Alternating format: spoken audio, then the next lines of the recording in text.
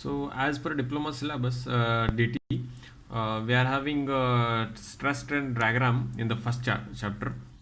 So let us study what is a stress strain diagram. So what is the purpose of the stress strain diagram? So basically stress strain diagram are nothing but it is a graph that is drawn stress to the strain value.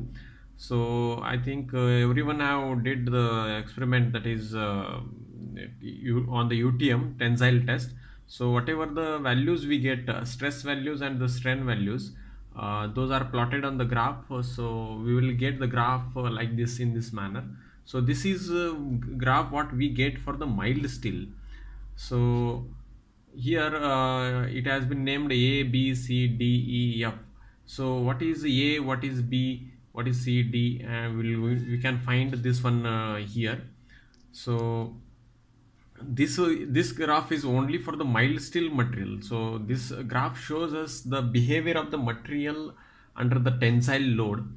So here we can see that up to where we have marked A, so it is a straight line.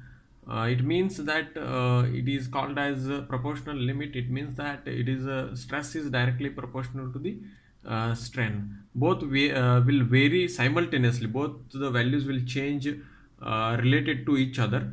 But at the point B, it is called as the elastic limit. So what is meant by elastic limit, we'll see. So elastic property is nothing but what, whenever you load the material, or if you elongate the material, it can regain its original shape and size. So here it is represented as a B as a elastic limit. So up to B, whenever you will load the material, and if you remove the load, so it can regain its original shape and size. But up to the A, the whatever the loading, on the loading, the stress and strain will vary simultaneously. So after the B point, we can find the plastic region, that is. So from here to we can find the plastic region. Plastic region means whenever you remove the load, material will not gain its original shape and size. Slightly the difference that we can find in the material. So here it is a C and D. C is nothing but as upper yield point, D is nothing but as a lower yield point.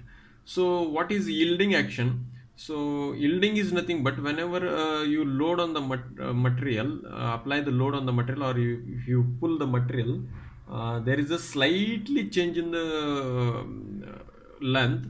So that is that action is nothing but as called, it is called as a yielding of the material.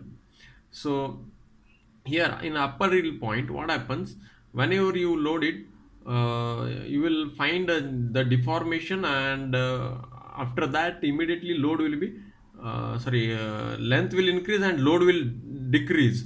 So from where it starts, it is called as upper yield point, and from where uh, length will also increase and immediately load starts increasing, that is stress starts increasing, it is called as a lower yield point.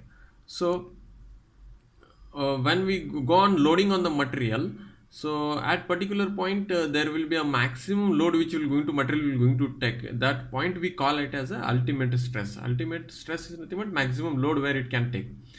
After that, here only after this ultimate stress, we can find the cup and cone shape.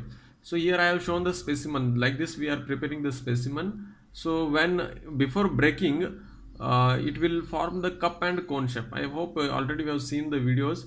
Already I have uploaded one video of the universal testing machine. So in that video you can see what is cup and cone and how the experiment is conducted. So at particular point on the loading, the material will going to fail. That particular point or the particular loading is called as a break point. So this diagrams indicates that about the behavior of the material of this mild steel in the tensile loading. So if I consider other materials, so how the materials will going to behave. Here we are having, this is for the brittle material. So this diagram is a stress strain relationship in the aluminum and HSS steel, it is there, but actually it has been not written here. So brittle material, you can see there is no upper yield point and the lower yield point. So directly when you load, it will take the load, and at the particular point it will going to break completely. So this manner we can study, we can relate, we can find the nature how the material is going to behave. So these are related particular diagram, graphs of the material. So this is for the mild steel, this is for the brittle material.